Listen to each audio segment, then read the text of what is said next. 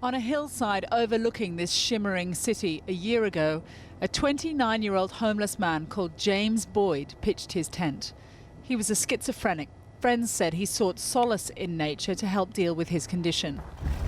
A nearby resident called the police to report someone camping along the walking trail. After a 4-hour standoff with 20 police, it seemed they'd talked him into coming down. But even as he picked up his bags, what's recorded by one officer's lapel cam reveals an absurd escalation. One of the police throws a flashbang device on the command, "Do it." Do it. Disoriented, Boyd takes out a pocket knife. Get on the ground! Two officers open fire. Now gravely wounded, you can just hear James say, "Please don't hurt me, I can't move." His hands, he's still armed. Get your hands down. Before baton rounds are fired into his body Beanbag, beanbag! and the dog set loose.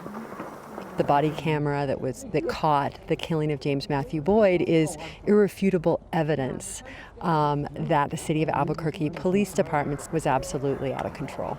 It really exposed the culture of aggression and excessive force that had been festering in the city of Albuquerque for over 2 decades. Mr. Boyd deserved respect. 1 year on, and James Boyd's supporters hold a vigil in the very place he was killed. In a rare judgment, the district attorney has pressed murder charges against the 2 officers who they believe fired the fatal shots. And so I would call upon the police, stop killing your brothers and sisters. The city's police force is now under direct guidance from federal authorities. Amen. Looking at the bigger picture, the Department of Justice has found that police here in Albuquerque systematically use excessive violence. Officers are too ready to reach for their guns, and when they do, they're too ready to shoot someone dead. As one family told us in the land of Breaking Bad, you don't call 911, you don't know how it's going to end. How did the excessive violence culture creep in? I think it grew by tolerance, and it happens through indifference. It's going to go straight in and across the bridge. Tom Grover left the department 3 years ago and is now one of its biggest critics. What happened and what's confronting this department now did not happen over the course of months. It happened over the course of years. He says political pressure to crack down on crime led to a rapid expansion of the force, but many of those who joined should never have become officers. Personnel got hired that had no business being police officers. They contributed to misconduct happening and no one really responding or showing that they had any care about this misconduct. Neither the mayor nor the police chief agreed to an interview, but at a press conference shortly after James Boyd's killing, the mayor promised meaningful change. We've put over 60 reforms into place in my first 4 years in office, and we know that has made a positive impact. But, frankly, the James Boyd officer-involved shooting incident really was a game changer. What we're trying to do, build a monitoring system, build that community trust so that people know that we're taking this not just seriously, but we're taking aggressive action to make meaningful changes. The rate of crime in Albuquerque is twice the national average, with gangs, drugs, robberies and shootings. This is the view from a police lapel cam of just a routine traffic stop in January. The officer is shot 4 times and falls to the ground before firing back. The driver was later caught and charged with attempted murder. He's entered a plea of not guilty. Candidate for district attorney and former senior cop Edmund Perea describes an emboldened criminal class. It is more of a brazen criminal. We have criminals who are willing to challenge the police. And so it places the police officers in a very tough situation and in some cases forces them to resort to the use of deadly force. And after 9/11, the kind of force police could deploy changed when they gained access to military hardware. And even police departments became more concerned with domestic terrorism. And so their focus and training became more on the terrorism aspect as opposed to the community interaction, community connection.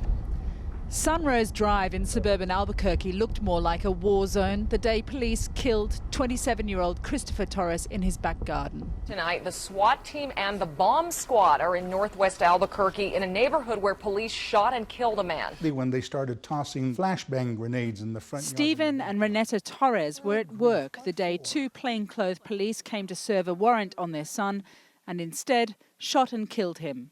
This is where it all happened, less than 2 minutes.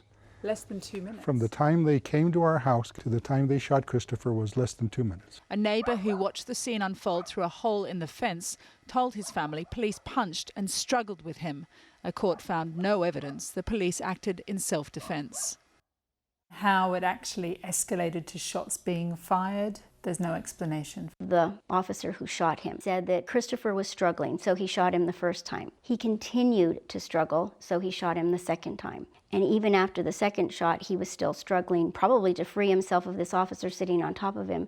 And then the officer who shot him said he shot him the third time and he didn't struggle anymore. And how close was the officer when he fired those shots? There were actually marks from the barrel of the gun on his back. I mean, it was, the gun was pressed right against his back. Here you can see the bomb squad is set up on the scene. Police are giving no explanation as to why. In truth, the police operation intensified with flash grenades and SWAT teams on neighbours' roofs well after Christopher was already dead. They had the armored car here. What do you need an armored car for? Police helicopter. It was an amazing show of force for something that had already happened and was over and done with. And so what you conclude is that I think they probably understood they probably made a really big error and they were trying to make it look like something so much more than what it was. Like there had been a big threat and that's what they were dealing with. Yes.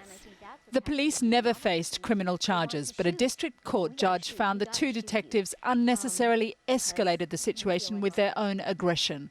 He awarded the family $6 million in compensation, but the city is currently challenging that. The Justice Department is insisting on fundamental change, more training, new guidelines on when force is appropriate, and it's ordered the unit sent to the hillside to deal with James Boyd disbanded. But retired police officer Sam Costales warns of a subculture fiercely resistant to change. He's still dealing himself with the guilt of standing by as fellow officers resorted to violence. The fact that I didn't do any of this stuff, but I witnessed it all the time. And I didn't have the guts to come forward.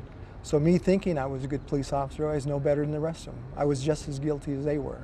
In fact, I was asked this morning, is there such thing as a person going in to be a good cop? And I said, once you're in, you're not a good cop anymore.